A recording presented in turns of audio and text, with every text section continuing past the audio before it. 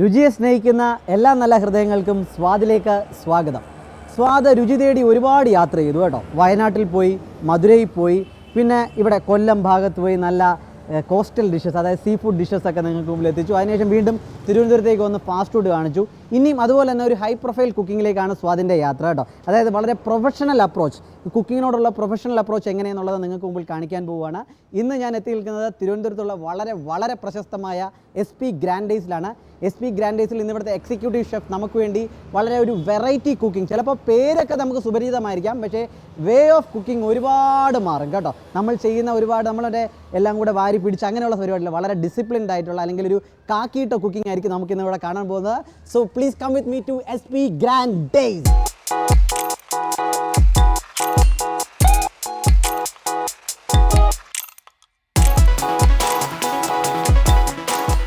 അങ്ങനെ ഞാൻ നേരത്തെ പറഞ്ഞ ഹൈ പ്രൊഫൈൽ കുക്കിങ്ങിനുള്ള സമയമായിട്ടുണ്ട്. അപ്പോൾ ഇന്നത്തെ ഹൈ പ്രൊഫൈൽ കുക്കർ കേട്ടോ, ഷെഫ് എൻ്റെ കൂടെ ഉള്ളത് രാജേഷ് ചേട്ടനാണ്. SP ഗ്രാൻഡേസിലെ എക്സിക്യൂട്ടീവ് ഷെഫാണ്. നമുക്ക് വേണ്ടി വളരെ നല്ലൊരു ഡിഷ്, ഞാൻ പറഞ്ഞില്ല ഡിഷിൻ്റെ പേരിൽ പുതുമ ഇല്ലായിരിക്കും എന്ന് ഞാൻ പറഞ്ഞായിരുന്നു, പക്ഷേ ഡിഷിൻ്റെ പേരിലും ചെറിയൊരു പുതുമയുണ്ട്, അത് ചെയ്യുന്ന രീതിയിലും ഉണ്ട് പുതുമ. ഡിഷിൻ്റെ പേരെന്താണ് ചേട്ടാ? കോഴിയട വിത്ത് ഇറച്ചി കൊത്തിയത്. കോഴിയട വിത്ത് ഇറച്ചി കൊത്തിയത്. കോഴിയടയും ഇറച്ചി കൊത്തിയത് ഒന്ന് നമുക്ക് വളരെ സാധാരണ രീതിയിൽ നമുക്ക് പറയാം, വിത്തൊക്കെ എടുത്ത് കളഞ്ഞിട്ട് കേട്ടോ. അപ്പം അത് കോഴിയടയും ഇറച്ചി കൊത്തിയതും കൂടെയാണ്. പേര് കേട്ടാൽ നമുക്ക് തോന്നുന്നു ഒരു മലബാറി അല്ലേ? മലബാറി ടച്ച് ഉള്ളതാണ്, കാരണം അവിടെയാണ് കൂടുതൽ ഈ പിടി, അട ഇങ്ങനെയുള്ള സാധനങ്ങൾ വരുന്നത്, ഒറട്ടി അങ്ങനെയൊക്കെ ഉള്ളത്. അപ്പോൾ ഇത് നമ്മൾ ഇപ്പോൾ ഇവിടെ നമ്മൾ ചെയ്യാൻ പോകുന്നതെന്ന് വെച്ച് കഴിഞ്ഞാൽ അടയ്ക്കകത്ത് നമ്മൾ ചിക്കൻ. ഒരു വലിയ സംഭവമുണ്ട്, ഞാൻ എവിടെ ചെന്നാലും എനിക്ക് മലബാറിൽ നിന്ന് വ്യത്യസ്തമായ ഒരു ഡിഷ് എനിക്ക് കിട്ടും, അത് വളരെ രസമായിട്ട് പ്രസൻറ്റ് ചെയ്യാം. പക്ഷേ എവിടെ ചെന്നാലും മലബാറിൻ്റെ ഈ നീരാളി പിടുത്തത്തിൽ നിന്ന് നമ്മുടെ ഈ രുചിയുടെ ലോകത്തിന് ഒരിക്കലും മുക്തിയില്ല കേട്ടോ. കാര്യം മലബാറിൻ്റെ ആ പിടുത്തം അത്ര സ്ട്രോങ് ആണ് അല്ലേ? അത് കാണണമെന്ന് വെച്ച് കഴിഞ്ഞാൽ ഒരു എന്താണ് ആഹാരപ്രിയരെന്ന് നമുക്ക് പറയുമ്പോൾ കളിയാക്കുന്നതല്ല, ആഹാരപ്രിയർക്ക് മാത്രമേ നന്നായിട്ട്. ആഹാരപ്രിയം എന്ന് പറഞ്ഞാൽ ഒരിക്കലും കളിയാക്കാനുള്ളതല്ല, വലിച്ചു വാരി കഴിക്കുക എന്നുള്ള ഒരു കൺസെപ്റ്റ് അതല്ല. വളരെ രുചികരമായിട്ടുള്ള വെറൈറ്റി, വ്യത്യസ്തമായിട്ടുള്ള ആ ഒരു കോക്കനട്ട് മിൽക്കിന്റെയും നമ്മുടെ അരിമാവിന്റെയും അതിൻ്റെയൊക്കെ ഒരു ഫ്ലേവർ അവർ കൂടുതലും മലബാറിലാണ് നമുക്ക് കൂടുതൽ യൂസ് ചെയ്യാൻ പറ്റുന്നത്. അപ്പൊ അതിന്റെ ഒരു ഇതാണ് നമ്മളിവിടെ ചെയ്യുന്നത്, പക്ഷെ നമ്മുടെ ടച്ചും കൂടി ചേർത്തിട്ടുള്ള ഒരു ചേട്ടൻ. ഞാൻ ചോദിച്ചു മലബാറി ഡിഷാണോ? മലബാറി ഡിഷ് എന്ന് പറയാൻ പറ്റില്ല വിജയ്, അത് നമുക്ക് പറയണമെങ്കിൽ ശരിക്കും പറയാൻ ഒരു ഫ്യൂഷൻ കുക്കിംഗ് എന്ന് പറയണം അല്ലേ?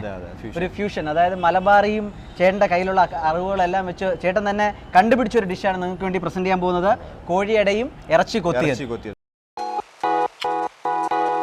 ഇത്രയും വലിയ ഡിഷിന് വേണ്ടതായത് ഒരുപാട് ഇൻഗ്രീഡിയൻസ് ചേട്ടന്മാരെ നമുക്ക് വേണം. അതെന്തൊക്കെയാണ് നമുക്ക് നോക്കാം. ഇവിടെ തൊട്ട് ഈ സൈഡിലോട്ട് അങ്ങ് തുടങ്ങാം. എന്തൊക്കെയാണ്? ഇതിപ്പോ ഞാൻ പറഞ്ഞല്ലോ, ഇൻഗ്രീഡിയൻസ് നമുക്ക് അരിമാവ്, ഉപ്പ്, കാഷ്യൂ നട്ട്സ്, ജീരകപ്പൊടി, കടുക്, മഞ്ഞപ്പൊടി, മുളക് പൊടി, മല്ലിപ്പൊടി, ഉണക്കമുളക്, തക്കാളി, പെരിഞ്ചീരകം, വെളുത്തുള്ളി, കറിവേപ്പില, ചെറിയ ഉള്ളി, കാഷ്യൂ നട്ട് പേസ്റ്റ്, പഞ്ചസാര, നെയ്യ്, ഇഞ്ചി അരിഞ്ഞത്, കോക്കനട്ട് മിൽക്ക്, തേങ്ങാപ്പാൽ, വെളിച്ചെണ്ണ തന്നെയാണല്ലേ? വെളിച്ചെണ്ണ തന്നെയാണ്. പെരിഞ്ചീരകം പൊടിച്ചത്, പിന്നെ ഗരം മസാല, എല്ലാ മസാലയും കൊണ്ട് പൊടിച്ചിട്ടുള്ളത്, ചെറിയ ഉള്ളി അരിഞ്ഞത്, പച്ചമുളക്, ഇഞ്ചി, പച്ചമുളക് ചോപ്പ് ചെയ്ത്, കറിവേപ്പില. നമ്മുടെ താരം, നമ്മുടെ താരങ്ങൾ നമ്മൾ അതിനെ റെഡിയാക്കി വെച്ചേക്കാം. നമുക്ക് ഫില്ലിങ്ങിന് വേണ്ടിയിട്ട് ഉപയോഗിക്കുന്നത്, ഇതിനകത്ത് സ്റ്റഫ് ചെയ്യാൻ വേണ്ടിയിട്ടുള്ളത്. അത് നന്നായിട്ട് നമ്മൾ ചോപ്പ് ചെയ്യാം. മിക്സിയിൽ വേണമെങ്കിൽ, കാരണം ബ്രസ്റ്റ് പീസ് എടുത്താൽ മതി, വളരെ സോഫ്റ്റ് ആണ്. മിക്സിയിൽ ചെറിയ നന്നായിട്ട് പേസ്റ്റ് ആക്കിയത്.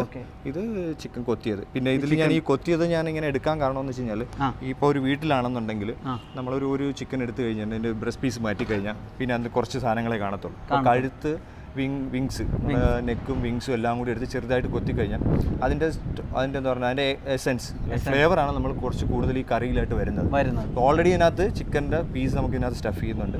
ഇത് ഓൺലി ഫോർ ഗ്രേവി ആൻഡ് ഒരു സ്വീറ്റ്നെസ്സിന് വേണ്ടിയിട്ടുള്ള. ഓക്കെ, ശരി. അപ്പം ഇത്രയും താരങ്ങളെയാണ് നമുക്ക് ആവശ്യം. മെയിൻ താരം ഇത് രണ്ടുമാണ്, അതായത് ചിക്കൻ കൊത്തി അരിഞ്ഞതും ഒരെണ്ണം ചോപ്പ് ചെയ്തതും കേട്ടോ. ആദ്യം അടയാണ് ഉണ്ടാക്കുന്നത്. കോഴി അടയും ഇറച്ചി കൊത്തിയതാണ്. അപ്പോൾ ആദ്യം അടയ്ക്ക് വേണ്ടിയുള്ള സംഭവങ്ങളാണ് ചെയ്യാൻ പോകുന്നത്. ആദ്യം നമ്മൾ അരിമാവ് എടുക്കുകയാണ്. ഇതിപ്പോൾ അരിമാവ് എന്ന് പറയുന്നത് ഇടിയപ്പത്തിന്റെ പൊടി അല്ലെങ്കിൽ അപ്പത്തിന്റെ പൊടി, പിന്നെ പുട്ടുപൊടി ഉണ്ടല്ലോ, അതേ പരുവത്തിനുള്ള. അത് എത്ര സ്പൂൺ കണക്കുണ്ടോ കേട്ടോ? ഇല്ല, നമ്മളിപ്പോൾ ഇതിപ്പം ഒരു 3 അടയ്ക്ക് കണക്കാക്കിയിട്ടാണ് ഞാൻ ചെയ്യാൻ പോകുന്നത്. 3 അടയ്ക്ക് കണക്കാക്കി. അപ്പം ഒരു 50 ഗ്രാമോ അല്ലെങ്കിൽ മാക്സിമം ഒരു 100 ഗ്രാം പൊടി എടുത്താൽ മതി. അപ്പോൾ 3 അടയ്ക്ക് കണക്കാക്കിയാണ് എടുത്തേക്കുന്നത്. 3 കോഴി അടയ്ക്ക് വേണ്ടിയുള്ളത്. അപ്പോൾ 50 അല്ലെങ്കിൽ 100 ഗ്രാം അരിപ്പൊടി. 100 ഗ്രാം അരിപ്പൊടി നമുക്ക് ഫൈനലൈസ് ചെയ്യാം അല്ലേ? 100 ഗ്രാം. നമ്മളൊരു ഉപ്പില്ലാത്ത കഷായം ഇല്ലല്ലോ, അതുപോലെ ഉപ്പ് കുറച്ച് ഇടുന്നു. പാകത്തിന് ഉപ്പ്, കുറച്ച് പഞ്ചസാര, ഇതൊരു ടേസ്റ്റിന് വേണ്ടിയിട്ട് നിലനിൽക്കാനായിട്ടല്ലേ ചെയ്യുന്നുണ്ട്. ഞാൻ കുറച്ച് നെയ്യും കൂടെ ചേർക്കുന്നുണ്ട്. നെയ്യ് അതൊരു 1/4 ടീസ്പൂൺ മതി. ഇനി എനിക്ക് ചൂടുവെള്ളം അവിടെ ഇരിക്കും. ചൂടുവെള്ളം കൂടെ ചേർക്കുകയാണ്. ഒഴിക്കട്ടെ? ഒഴിച്ചോളൂ. കുറേശ്ശെ ഒഴിച്ചാൽ മതി അല്ലേ? ഇടിയപ്പത്തിൻ്റെ പരുവത്തിലാണ് ഇത് കുഴച്ചെടുക്കേണ്ടത്. അപ്പോൾ കണ്ടുകൊണ്ടിരിക്കുന്ന ഡിഷിൻ്റെ പേര് നിങ്ങളാരും മറക്കണ്ട. ഇന്നൊവേറ്റീവ് ആയിട്ടുള്ള, അതായത് മലബാറി ഫ്യൂഷൻ കുക്കിങ്ങിൻ്റെ ഭാഗമായിട്ടുള്ള കോഴിയടയും പിന്നെ ഇറച്ചി കൊത്തിയത്. ഈ സംഭവം ഇതുവരെ ഇവിടെ ആർക്കെങ്കിലും വിളമ്പി കൊടുത്തിട്ടുണ്ട്? ഏതെങ്കിലും കസ്റ്റമേഴ്സ് സ്ഥിരം ഡിമാൻഡ് ചെയ്യുന്നുണ്ട്? ഇത് രണ്ടും കൂടെ ആദ്യമായിട്ടാണ് അല്ലേ? അപ്പോൾ സ്വാദിന് എന്തായാലും അതിനുള്ള ഭാഗ്യമുണ്ട്, എനിക്കും ഉണ്ട് ഭാഗ്യം കേട്ടോ. നമ്മുടെ ക്രൂവിനെല്ലാം അതിനുള്ള ഭാഗ്യമുണ്ട്. എത്ര നാളായി ചേട്ടൻ ഈ രംഗത്ത് ഇറങ്ങിയിട്ട്? ഒരു 12 വർഷം. 12 കൊല്ലമായി. എന്തുകൊണ്ടാണ് ഈ ഭ്രാന്തിലേക്ക് തിരിയേണ്ടി വന്നത്? ഈ ഭ്രാന്തിലേക്ക് തിരിയേണ്ടത് ഞാൻ അത് ശരിക്കും ഒരു ജോലി കണ്ടുപിടിക്കാനുള്ള ഒരു വ്യഗ്രതയായിരുന്നു. കടപ്പെട്ടിരിക്കുന്നത് അമ്മയാണ്. അമ്മയാണ്. അമ്മ നല്ലൊരു കുക്കാണ്. നല്ല കുക്കാണ്, ടീച്ചറായിരുന്നു. സ്ഥലം ട്രിവാൻഡ്രമാണോ? കടയ്ക്കാവൂർ. അപ്പോൾ അവരിൽ നിന്നുള്ള തിരുവിതാംകൂർകാരൻ്റെ കയ്യിൽ നിന്ന് പോലും നമുക്കൊരു തിരുവിതാംകൂർ ഡിഷ് കിട്ടത്തില്ല കേട്ടോ. അവിടെയും മലബാറിന്റെ നമ്മളിപ്പോൾ പറഞ്ഞു, ഇതിപ്പം മലബാർ ആണെങ്കിൽ പോലും നമ്മുടെ ടച്ചോട് കൂടിയാണ് കുറച്ചൊരു അല്ലേ? അതെ. ഇപ്പോൾ നമ്മുടെ അടമാവ് റെഡി ആയിട്ടുണ്ട് കേട്ടോ. ഇപ്പോൾ ഇതാണ് അടമാവിൻ്റെ പരുവം. നമ്മൾ ഇടിയപ്പത്തിൻ്റെ പരുവം എന്ന് പറഞ്ഞില്ലേ, അതേ പരുവമാണ്. ചൂടുവെള്ളം ഒഴിച്ച് കുഴച്ചുകൊണ്ട് നല്ല സോഫ്റ്റ് ആയിട്ടുണ്ട് കേട്ടോ. അപ്പോൾ നമ്മൾ മാവ് കുഴച്ച് വെച്ച് കഴിഞ്ഞു. ഇനി അടുത്ത നമ്മൾ നേരത്തെ ചേട്ടൻ പറഞ്ഞ പോലെ നമ്മൾ ഇനി അടുത്ത ഫില്ലിങ്ങിലേക്ക് കിടക്കുകയാണ്. കോഴി നന്നായിട്ട് നമ്മൾ കോഴിയിറച്ചി നന്നായിട്ട് ചോപ്പ് ചെയ്തെടുത്ത് അതിന് ഫില്ലിങ്ങിന് ചെയ്യുന്നതിന് മുമ്പ് ഇതിനും കുറച്ച് പരിപാടികളൊക്കെ ചെയ്യുന്നുണ്ട്. മസാല കൂട്ടും എല്ലാം ഇവനെ കുറച്ച് രുചികരമാക്കുന്ന ഒരു ചെറിയ ചടങ്ങാണ് ഇവിടെ നടക്കാൻ പോകുന്നത്. അപ്പോൾ അതിനെന്തൊക്കെയാണ് ചെയ്യുന്നത്, അത് അവർ ചെയ്യുന്നത് ഓരോ ഓർഡർ ശ്രദ്ധിച്ചോണം കേട്ടോ. നമ്മൾ ചിലപ്പോൾ ആദ്യം മഞ്ഞപ്പൊടി ഇടുന്നിടത്ത് ഇവർ ചിലപ്പോൾ ആദ്യം മുളക് പൊടി ആയിരിക്കും ഇടുന്നത്. അപ്പോൾ ഓർഡറൊക്കെ നിങ്ങൾ ശ്രദ്ധിച്ചോളൂ. അതൊക്കെ ചിലപ്പോൾ ഈ ഡിഷിൻ്റെ എൻഡ് റിസൾട്ട് ഒരുപാട് കൂട്ടിയേക്കാം അല്ലേ ഏട്ടാ? ശരി, അപ്പോൾ ചേട്ടാ ചെയ്യാം. അപ്പോൾ വെളിച്ചെണ്ണ ചൂടായി കഴിഞ്ഞു. ഇനി അടുത്ത സംഭവങ്ങളിലേക്ക് എന്താ ഏട്ടാ? ഇഞ്ചി. അപ്പോൾ ഈ സൈഡിൽ വെച്ചേക്കുന്നതൊക്കെ നമുക്ക് ഫില്ലിങ്ങിനാണ്. അങ്ങനെ ചേട്ടാ മാറ്റി വെച്ചേക്കാണല്ലേ? ഓ, അത് ശരി കേട്ടോ. ഇപ്പോൾ ഈ സൈഡിലേക്ക് വെച്ചേക്കുന്നതൊക്കെ നമ്മൾ ഫില്ലിങ്ങിനായിട്ടും ഈ സൈഡിലുള്ളത് നമുക്ക് കറിക്കും ഗ്രേവിക്കും ഒക്കെ ആയിട്ടുള്ള അല്ലേ സാധനങ്ങൾ കേട്ടോ. അങ്ങനെ അത് ഞാൻ ശ്രദ്ധിച്ചില്ല കേട്ടോ. ഈ ഒരു അതിർവരമ്പ് ഞാൻ ഇപ്പോഴാണ് ശ്രദ്ധിക്കുന്നത്. നമ്മൾ പറഞ്ഞപ്പോൾ എല്ലാ ഇൻഗ്രീഡിയൻസും കൂടെ ഒരുമിച്ച് പറഞ്ഞു, റിപ്പറ്റീഷനൊക്കെ വന്ന് കാണും. അപ്പോൾ ഇഞ്ചി നന്നായിട്ട് കൊത്തിയരിഞ്ഞാണ് എടുക്കുന്നത്. ആദ്യം വെളിച്ചെണ്ണ ഒഴിച്ചതിന് ശേഷം ഈ ഓർഡർ ഓർത്തിരിക്കുക. ആദ്യം ഇഞ്ചി. ഇത് എത്ര കേട്ടോ? ഒരു സ്പൂൺ. ഇത്രയും മതി. പച്ചമുളക് ഇഞ്ചി എടുത്തു. ഇത് കൊത്തിയതെടുക്കും. കൊത്തിയത് സ്പൂൺ വേണോ ഏട്ടാ? അത് തന്നെ എടുത്തോളൂ, കുഴപ്പമില്ല. അതൊരു 1/2 ടീസ്പൂൺ ഇട്ടേ. ഇത്രയും മതി ഇട്ടേ, കുഴപ്പമില്ല. ഇനി നമുക്ക് ആ ചെറിയ ഉള്ളി അരിഞ്ഞു വെച്ചിരിക്കുന്നത്. അടുത്തത് നമ്മൾ പച്ചമുളക് ഇട്ട് കൊടുത്ത് നന്നായിട്ട് വട്ടത്തിൽ അരിഞ്ഞതാണ്. 3 സ്പൂൺ ചെറിയ കറിവേപ്പില അത് കയ്യിലെടുത്തിട്ടാ ചേട്ടാ. സ്പൂണി പിടിക്കുമ്പോൾ ഭയങ്കര ഫോർമലാണ്. ഇതെത്ര? കുറച്ച് അതിന്റെ 1/4 ഭാഗം മതി. കുറച്ച് കൂടി കഴിഞ്ഞാൽ കൈ പോരും. കറിവേപ്പില ആണെങ്കിൽ പോലും അല്ലേ? ഇത്രയും ചേട്ടൻ പറഞ്ഞാൽ മതി. കറിവേപ്പില വളരെ കുറച്ചിട്ടാൽ മതി, ഒരുപാട് കൂട്ടിയിടണ്ട. ഫ്ലേവർ കൂടുമെന്ന് വെച്ചാൽ അതിൻ്റെതായ ഒരു കൈപ്രസം കൂടെ അനുഭവപ്പെടുമെന്നാണ് പറയുന്നത്. ഉപ്പ് പാകത്തിന് ഉപ്പ്, അതൊക്കെ ചേട്ടാ കേട്ടോ. ഉപ്പിൻ്റെ കാര്യമൊന്നും നമുക്ക് പറ്റത്തില്ല. ഇതൊന്ന് വഴറ്റട്ടെ. അടുത്ത നമ്മള് ചിക്കൻ. ഇത് എത്ര അളവ് എത്രയാണ് എടുത്തിരിക്കുന്നത്? ഒരു 2 ബ്രസ്റ്റ് ആണ്, ഏകദേശം ഒരു 200 ഗ്രാം. ഇതിപ്പോ 2 ബ്രസ്റ്റാണ് എടുത്തത്. 2 ബ്രസ്റ്റ് എടുത്തേക്കുന്നത്. അതായത് നന്നായിട്ട് ചോപ്പ് ചെയ്ത് മിക്സിയിലിട്ട് ചോപ്പ് ചെയ്ത് എടുത്തേക്കാണ്. ഏകദേശം കണക്കെന്ന് പറഞ്ഞാൽ 200 ഗ്രാം ആണ് അല്ലേ? വഴറ്റി കഴിഞ്ഞതിന് ശേഷം അതും കൂടി ഇട്ട് നന്നായിട്ട് ഒന്ന് ഇളക്കി കൊടുക്കുകയാണ്. അത് വാടി വരുന്നതിന് മുമ്പ് തന്നെ നമ്മൾ അടുത്ത പൊടികളൊക്കെ ഇട്ട് കൊടുക്കും. ശരി, ഇനി നമുക്ക് മഞ്ഞപ്പൊടിയും മുളക് പൊടി എടുത്തോളൂ. വിജയ് എടുത്തോളൂ. ഞാൻ തന്നെ ഇടണോ? ഒരു 1/4 ടീസ്പൂൺ ഇട്ടാൽ അതിന് കുറച്ച് മതി. കുറച്ചുകൂടി കുറയട്ടെ. മതി. മുളക് പൊടി പകുതി എടുക്കുമ്പോൾ പകുതി ടീസ്പൂൺ എടുക്കും. കുറച്ചുകൂടി എടുക്കാം. എടുത്തോ. മുളക് പൊടി പാകത്തിന് ഇട്ട് കൊടുത്തു. അത് 1/2 സ്പൂൺ. ഒരു ഫുൾ സ്പൂൺ മല്ലിപ്പൊടി എടുത്തോളൂ. അതാണ് ഫുള്ളെന്ന് പറഞ്ഞാൽ പിന്നെ പേടിയുണ്ട്. ഫുള്ള് നോർമലി ആണുങ്ങൾ കേൾക്കുന്ന ഫുള്ളല്ലല്ലോ. ഫുള്ളെന്ന് പറഞ്ഞപ്പോ അതിന്റെ അർത്ഥം തന്നെ മാറിപ്പോയില്ല. ഫുള്ളെന്ന് പറഞ്ഞു കഴിഞ്ഞാൽ ആൾക്കാർ ഫുള്ളെന്ന് പറയാൻ പോലും പറ്റത്തില്ല കേട്ടോ ഇപ്പൊ കേരള സമൂഹത്തിൽ. ഇപ്പൊ നമ്മൾ ഇട്ടുകൊടുത്ത പൊടികൾ എന്തൊക്കെയാണ്? ചിക്കൻ ഇട്ടതിന് ശേഷം ഇട്ട് കൊടുത്തത് മഞ്ഞൾപ്പൊടി ഇട്ടു, മുളക് പൊടി ഇട്ടു, പിന്നെ ഒരു ഫുൾ സ്പൂൺ മല്ലിപ്പൊടി ഇട്ടു കേട്ടോ. മഞ്ഞൾപ്പൊടി വളരെ കുറച്ച്, കാലെന്ന് പറയാനും പറ്റില്ല, അതിലും കുറച്ച്. മുളക് പൊടി ഒരു 1/2 സ്പൂണ്, മല്ലിപ്പൊടി ഒരു ഫുൾ സ്പൂൺ. ആ കണക്കിലാണ് ഒരു ഹൈറാർക്കിയൽ ഓർഡറിലാണ് കയറിപ്പോയത്. അപ്പം ഒരു കാര്യം ശ്രദ്ധിക്കുക, നമ്മൾ നേരത്തെ ഉപ്പ് ചേർത്തായിരുന്നു അല്ലേ? അപ്പൊ അവിടെ ഉപ്പിടുമ്പോൾ ഈ സമയത്ത് ഒരു ഉപ്പിടുന്ന കാര്യം മനസ്സിൽ ഓർമ്മ വെച്ചിരുന്നത് നല്ലതാണ്. പിന്നെ ഇത് പെരുംജീരകപ്പൊടി, ഗരം മസാല. പെരുംജീരകപ്പൊടി എത്ര? ഒരു സ്പൂൺ അല്ല, ഒരു സ്പൂൺ അല്ല, നോർമൽ ഒരു സ്പൂണ്. ഇത് ഗരം മസാല ഒരു 1/4 സ്പൂണ്. ആ ചേട്ടാ ഒരു സെക്കൻഡ് അതൊന്ന് മണപ്പിച്ചോട്ടെ. കാര്യം നല്ല ഫ്ലേവർ. കാര്യം ഇത്രയും പൊടികൾ കയറിയ ഒരു സാധനം ഈയിടയ്ക്കൊന്നും എൻ്റെ കൈ കിട്ടിയിട്ടില്ല. ഓ എന്നാ മണമാണെന്നറിയോ എൻ്റെ മക്കളെ. നമ്മൾ ശരിക്കും എക്സ്ക്രാമ്പിൾ ഉണ്ടാക്കുമ്പോൾ ഇതുപോലെയൊക്കെ ഇട്ടുണ്ടാക്കിയാലേ നമുക്ക് ബ്രെഡിൻ്റെ കൂടെയൊക്കെ അടിക്കുക അടിപൊളിയായിരിക്കും കേട്ടോ. അപ്പോൾ ഇപ്പോൾ ഇട്ട് കൊടുത്തത് പെരുംജീരകപ്പൊടിയും കുറച്ച് ഗരം മസാലയും കൂടെ ഇട്ട് കൊടുത്തത് കേട്ടോ. ഇപ്പോൾ കുക്കിംഗ് അങ്ങ് കൊഴുത്ത് വരിക കേട്ടോ. കുറേ നാളെ വലിയൊരു കൊഴുത്തൊരു കുക്കിങ്ങിൻ്റെ ഭാഗമായിട്ട് എല്ലാം വളരെ ഇടയ്ക്ക് കുറച്ച് ഫാസ്റ്റ് ഫുഡ് നമ്പേഴ്സ് ആയിരുന്നു. ഫാസ്റ്റ് ഫുഡിൽ നിന്ന് കറിവേപ്പില ഫിനിഷ് ആയിട്ടുണ്ട്. അതുപോലെ തന്നെ കുറച്ച് വെളിച്ചെണ്ണ, പച്ച വെളിച്ചെണ്ണ കേട്ടോ. കുറച്ച് കറിവേപ്പിലയും കുറച്ച് പച്ച വെളിച്ചെണ്ണയും കൂടെ തൂവി കൊടുത്തിട്ടുണ്ട്. ഇതൊക്കെ നമ്പറുകളാണ്, ഓർത്ത് വെച്ചോണം. ഇതൊക്കെ ഇദ്ദേഹം പറയും ഇതങ്ങ് ചെയ്താൽ മതി, പക്ഷേ ഇതൊക്കെ ആയിരിക്കും ടോപ്പ് നമ്പറുകൾ കേട്ടോ. ഓഫ് ചെയ്യാണ്. ഫില്ലിംഗ് റെഡി ആയി. 2 സ്റ്റേജ് നമ്മൾ പറയുകയാണെങ്കിൽ കേട്ടോ, ഈ പഞ്ചവത്സര പദ്ധതിയുടെ 2 സ്റ്റേജ് കഴിഞ്ഞു. ഇനി അടുത്ത 3-ാം സ്റ്റേജിലേക്ക് കടക്കാണ്. അതായത് ആദ്യം നമ്മൾ അടയുടെ മാവൊക്കെ നന്നായിട്ട് കുഴച്ച് വെച്ചു. 2ാമത്തെ സ്റ്റേജിൽ ഫില്ലിങ്ങിനുള്ള സാധനം, അതായത് ചിക്കൻ ബ്രസ്റ്റ് വളരെ, അതായത് എക്സ്ക്രാമ്പിൾ പോലെ ഇരിക്കും കേട്ടോ. അത്ര സോഫ്റ്റ് ആണ് അടാ. ഇത് കണ്ടു കഴിഞ്ഞാൽ ഇതൊന്നും ഉണ്ടാക്കാൻ സമ്മതിക്കാൻ തോന്നില്ല. ഒരു ബ്രെഡ് എടുത്ത് ഇടയിൽ വെച്ചിട്ട് ഒറ്റ പിടി പിടിക്കാൻ തോന്നും കേട്ടോ. അപ്പോൾ നമ്മൾ ഇനി അത് സ്റ്റഫ് ചെയ്യാൻ പോവുകയാണ്. അതിൻ്റെ പരിപാടികളിലേക്ക് കടക്കുകയാണ്. ഇതടുത്ത് ഇനി അടയ്ക്ക് വേണ്ടിയുള്ള പരിപാടിയാട്ടോ. നമ്മൾ നേരത്തെ കുഴച്ച് വെച്ച മാവ്, ഈ മാവിൽ അരിപ്പൊടി ഉണ്ടായിരുന്നു, ഉപ്പുണ്ടായിരുന്നു, പഞ്ചസാര ഉണ്ടായിരുന്നു, നെയ്യ് ഉണ്ടായിരുന്നു അല്ലേ? ഇത്രയല്ലേ ഉള്ളായിരുന്നു, വേറെ ഒന്നുമില്ലല്ലോ. ഈ 3 സാധനമല്ലേ ഉള്ളത്? ഉപ്പ്, നെയ്യ്, പഞ്ചസാര. ഇത് ചൂടുവെള്ളം ഒഴിച്ച് നന്നായിട്ട്, ചൂടുവെള്ളം മിതമായിട്ട് ഒഴിച്ചെടുത്ത് നന്നായിട്ട് ഇടിയപ്പത്തിൻ്റെ പരുവത്തിൽ കുഴച്ചെടുത്തു. അതിനി വാഴയിലേക്ക് സ്പ്രെഡ് ചെയ്യാൻ പോവാം. പിന്നെ ഈ അടമാവ് പറഞ്ഞല്ലോ, ഇതിൽ നമുക്ക് വേണമെങ്കിൽ ഫ്ലേവറിന് വേണ്ടിയിട്ട് നമുക്ക് കുറച്ച് ജീരകം ആഡ് ചെയ്യാം, ഇഷ്ടമുള്ളവർക്ക്. അത് ശരി, അത് ഈ സമയത്താണ്, ഇപ്പോഴാണോ ഇതിനകത്ത് മാവ് മിക്സ് ചെയ്യുന്നത്? നേരത്തെ പറഞ്ഞപ്പോഴല്ലേ? അതെ അതെ. ആ ചേട്ടൻ വേറൊരു ടിപ്പ് പറഞ്ഞു കേട്ടോ. ചിലപ്പോൾ ഈ ജീരകത്തിന്റെ ഫ്ലേവറൊക്കെ ചിലവർക്കൊക്കെ ഭയങ്കര ഇഷ്ടമായിരിക്കും. മലയാളികളല്ലേ, ട്രാവൻകൂറുകാർക്ക് പൊതുവെ ഇഷ്ടമല്ല. മലബാർ സൈഡിനാണ് ജീരകം കൂടുതൽ ഇഷ്ടം. അത് ശരിയാട്ടോ. അപ്പം മലബാറുകാർക്ക് ഇതിൽ വേണമെങ്കിൽ നമ്മളിത് കുഴയ്ക്കുന്ന സമയത്ത്, ഞാൻ നേരത്തെ പറഞ്ഞില്ലേ, പഞ്ചസാര, ഉപ്പ്, നെയ്യൊക്കെ ചേർക്കുന്ന സമയത്ത് അല്പം ജീരകം കൂടെ ചേർത്ത് കൊടുത്തു കഴിഞ്ഞാൽ നമുക്ക് ഈ മലബാർ സൈഡിലോട്ടും അങ്ങോട്ടുള്ള, തിരുവിതാംകൂർ സൈഡിന് അത്ര ഇഷ്ടമല്ലെന്നാണ് ചേട്ടൻ പറയുന്നത്, അങ്ങോട്ടുള്ളവർക്കൊക്കെ വേണമെങ്കിൽ ചേർക്കാം കേട്ടോ, ഓപ്ഷനല്ല.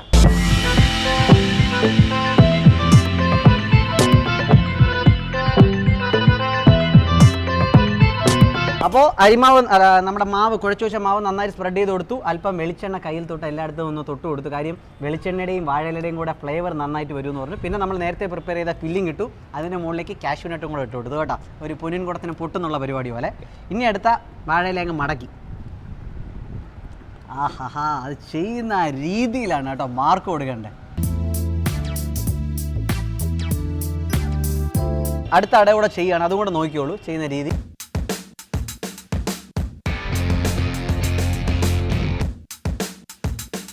റെഡി ആയിട്ടുണ്ട് നമ്മുടെ ഇഡ്ഡലി സ്റ്റീമർ. സ്റ്റീമർ നേരത്തെ ഓൺ ചെയ്ത് അത് ആവി പറക്കുന്ന രീതിയിൽ ഇരിക്കുകയാണ്. 2 അടയും കൂടെ നമുക്ക് അതിലേക്ക് കയറ്റാല്ലേ ഏട്ടാ? ആദ്യത്തെ അട വെച്ച് കഴിഞ്ഞു. അത് വെക്കുന്ന അതിൻ്റെ ഒരെണ്ണം അപ്പുറത്തേക്ക് അല്ലേ? അത്ര. ഇനി അടച്ചു വയ്ക്കുക. അപ്പം അട നമ്മൾ എല്ലാം ഫില്ലിംഗ് ഒക്കെ കാണിച്ചു. അതിനെയും നമ്മൾ ഇഡ്ഡലി കുക്കറിലേക്ക് വെക്കണം. എത്ര നേരം അവിടെ സമയം? ഇത് നമുക്കിപ്പോൾ ഒരു കുറച്ച് തിക്നെസ് കൂടുതലുണ്ട്. അപ്പോൾ അതുകൊണ്ട് നമുക്കിതൊരു 30 മിനിറ്റ്സ് 30 മിനിറ്റോളം അല്ലേ? കാര്യം അട നമ്മൾ നല്ല തിക്കായിട്ടാണ് വെച്ചത്. കാര്യം 3 എണ്ണത്തിന് എടുത്തിട്ട് നമ്മൾ 2 എണ്ണത്തിൽ അങ്ങ് ഒതുക്കി.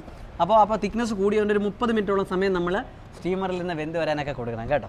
അപ്പോൾ അടുത്ത നമ്മൾ ഇനി കറി ഉണ്ടാക്കാൻ പോകട്ടെ, ഗ്രേവി ഉണ്ടാക്കാൻ പോവുകയാണ്. നമ്മളിപ്പോൾ എന്തൊക്കെ ചെയ്തു? തുടക്കത്തിൽ മാവുണ്ടാക്കി, പിന്നെ ഫില്ലിംഗ് റെഡിയാക്കി. ഇപ്പോൾ ഫില്ലിംഗ് നന്നായിട്ട് ഫില്ലിംഗ് നമ്മൾ അടയ്ക്കകത്താക്കി അത് നമ്മൾ സ്റ്റീമറിൻ്റെ അകത്ത് വെച്ചിട്ടുണ്ട്. ഇനി അടുത്ത ഗ്രേവി ഉണ്ടാക്കാൻ പോവുകയാണ്, കറി. ഓക്കെ ഏട്ടാ, അതിൻ്റെ പരിപാടിയാണ്. വെളിച്ചെണ്ണ, എണ്ണ ചൂടായി എന്നാണ് തോന്നുന്നത്. കടുക് പൊട്ടിക്കുകയാണ്. കടുക് പൊട്ടിക്കുന്നതിന് ടെക്നോളജി കേട്ടോ, അതുകൂടെ ടെസ്റ്റ് ചെയ്ത് നോക്കും അവിടെ. കടുക് പൊട്ടിക്കാൻ ചൂടായോ? നിങ്ങളുടെ ശരിക്കും വലിയ ഇതൊക്കെയാണ് ബേണറിലാണെങ്കിൽ സെക്കൻഡുകളുണ്ടാണല്ലേ? എണ്ണ ഒഴിക്കുന്നതും കടുക് ഇടുന്നതും എല്ലാം ഒരുമിച്ചായി പോവല്ലേ? ഇങ്ങനെ സ്റ്റൗവിൽ കുക്ക് ചെയ്തിട്ട് എത്ര നാളായി? കുറേ നാളായി കാണും അല്ലേ? ഷോക്ക് വേണ്ടിയിട്ടാണ് കൂടുതലും ചെയ്യാറുള്ളത്. ഒരുപാട് നാളായി. വീട്ടിൽ ആരാണ് കുക്ക് ചെയ്യുന്നത്? താങ്കളാണോ അതോ വൈഫാണോ? അമ്മ നല്ലൊരു അമ്മയെ പറ്റി പറയുന്നുണ്ട് കേട്ടോ കുറേ. അമ്മയുടെ കൈ നീ അമ്മയെടുത്ത് പോകണം കേട്ടോ. കാര്യം ഇതാണ് മകനെങ്കിൽ അമ്മയുടെ കൈപ്പുണ്യം എന്തായിരിക്കും നമുക്ക് അറിയാൻ പറ്റത്തില്ലേ? വൈഫ് ഒരുവിധം കുഴപ്പമില്ല, തിരക്കേടില്ല. അമ്മയുടെയും താങ്കളുടെയും ഒക്കെ കണ്ടുപിടിച്ച് വെറുതെ വീട്ടിൽ ഇരുന്നാൽ മതി നമ്മൾ. അപ്പോൾ കടുക് പൊട്ടി കഴിഞ്ഞ കേട്ടോ. സത്യം പറഞ്ഞാൽ ഇവിടെ ഏറ്റവും ബുദ്ധിമുട്ട് തോന്നിയ ഒരു സ്റ്റേജാണ് കേട്ടോ കടുക് പൊട്ടിക്കുന്നത്. കാര്യം ഈ കാറ്റടിച്ചുകൊണ്ട് ഇതിൻ്റെ ചൂട് കറക്റ്റായിട്ട് കിട്ടുന്നില്ല. ഇത് കുറേ നേരം വെയിറ്റ് ചെയ്ത് നമ്മൾ കടുക് പൊട്ടി കിട്ടാൻ. ഒന്നീ നല്ല വിളഞ്ഞ കടുവായിരിക്കും മെനക്കെടുത്തുന്നതിന്. അടുത്തത് നമുക്ക് മുളക്, നമ്മളെ ചുവപ്പ് മുളക് നന്നായി, വറ്റൽ മുളക് അല്ലേ? എത്ര ഏട്ടാ? 4 പീസ് ഇട്ടേ. എണ്ണി തന്നെ ഇടണം. കുറച്ചിട്ടോ കുഴപ്പമൊന്നുമില്ല. 4 നമുക്ക് രണ്ടും കൂടെ ഇടാം. ഒരു ഭംഗിയുണ്ട്. എരിയും കറിവേപ്പില, അതും അധികം വേണ്ട. ഇത്രയും മതി കേട്ടോ. കുറച്ചുകൂടി ഇട്ടോ കുഴപ്പമില്ല. ഇത്രയും? അതെ. കറിവേപ്പില ഇട്ട് കൊടുത്തു. അപ്പോൾ ഇത് പാകത്തിനൊന്ന് മൂത്ത് വന്നിട്ടുണ്ട്. ചേട്ടൻ നേരത്തെ പറഞ്ഞോളൂ. ഇനി ബാക്കിയുള്ള ചേട്ടന്മാരെയും കൂടെ ഇതിലേക്ക് അങ്ങ് തട്ടി കൊടുക്കും. എന്താ കേട്ടോ അടുത്തത്? മഞ്ഞപ്പൊടി. നമുക്ക് അത് മസാല ഇട്ടതിന് ശേഷം നമുക്ക് ചിക്കനിലോട്ട് കിടക്കാം. മഞ്ഞൾപ്പൊടി അത് കുറച്ച് പേടിച്ച് ഇത്രയും ഇത്ര ഇടാം. മഞ്ഞൾപ്പൊടി അല്പം മതി. ഇനി മുളക് പൊടി, അടുത്ത മുളക് പൊടി ഒരു ഫുൾ അങ്ങട്ടോ. ഇത്രയും ഒരു പൊടിക്ക് കൂടി ഇട്ടേ. ഈശ്വര, മതി. ഒരു 1.5 ടീസ്പൂൺ മല്ലിപ്പൊടി. ഒരു 1.5 ടീസ്പൂൺ മല്ലിപ്പൊടിയാണ് അടുത്തത്.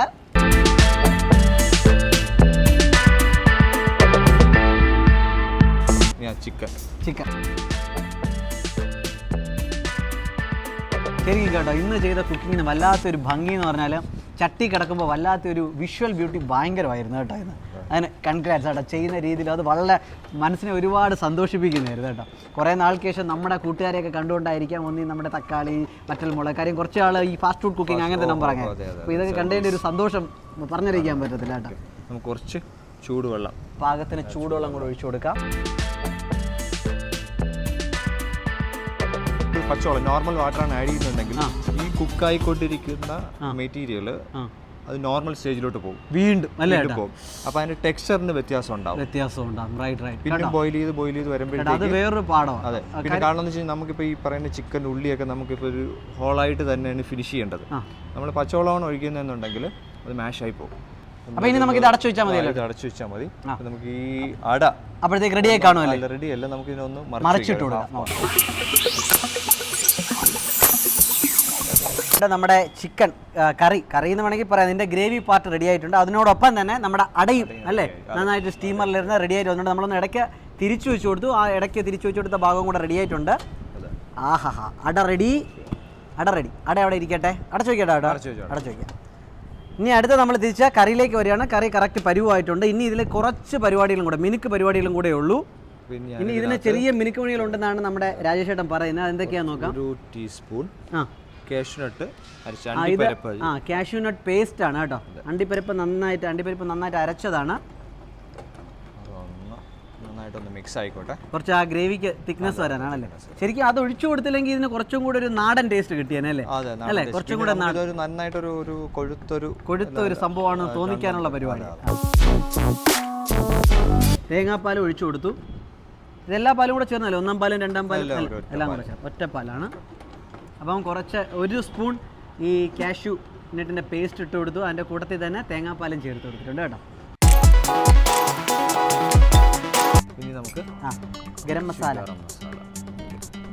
ഈ സമയത്ത് ചേർക്കും അല്ലേ? കുറച്ച് ഗരം മസാല, അല്പം പെരിഞ്ജീരകപ്പൊടി.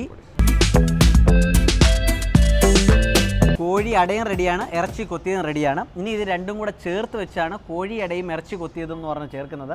അതിനായിട്ട് ഇവിടെ ഒരു പാത്രമൊക്കെ വളരെ കിടിലമായിട്ട് അവിടെ കറക്റ്റ് ഒരു വാഴയിലേക്ക് കറക്റ്റ് ഒരു പ്ലേറ്റിൻ്റെ അളവിൽ കട്ട് ചെയ്തെടുത്തിട്ടുണ്ട്. അത് നടുക്ക് വെച്ച് അത് സെർവ് ചെയ്യാനുള്ള പരിപാടികളാണ്. ചേട്ടാ എങ്ങനെ സെർവ് ചെയ്തോളൂ.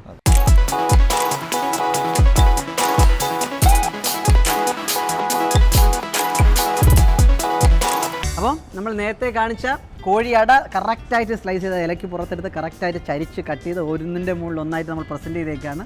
ഇനി എടുത്തത് ഇറച്ചി കൊത്തിയത് എടുക്കുകയാണ്.